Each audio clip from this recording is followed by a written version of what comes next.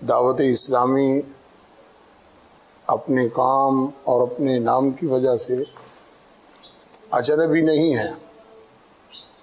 مختلف مواقع پر دین اسلام کی خدمت کے حوالے سے اور مخلوق خدا کی خدمت کے حوالے سے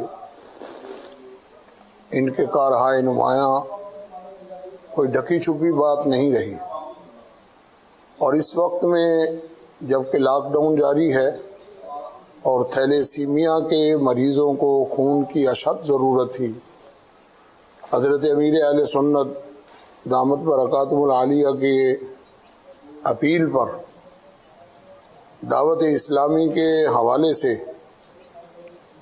بہت سارے نوجوانوں نے خون کے عطیات پیش کیے، اور اس کا رد عمل یہ ہوا کہ وہ لوگ جو دعوت اسلامی کے نام سے بھی گریز کرتے تھے، انہوں نے بھی دعوت اسلامی کے اس بہترین عمل کو سراہا۔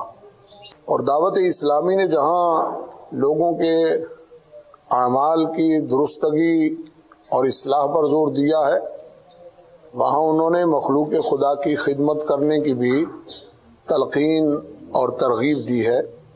بالخصوص اس وقت میں جب کہ لاک ڈاؤن جاری ہے، تھیلیسیمیا کے مریضوں کی خون کے ذریعے خدمت کرنے اور اس کے علاوہ مختلف لوگوں کو ان کے گھروں میں راشن پہنچانے کا بھی یہ سلسلہ دعوت اسلامی کر رہی ہے۔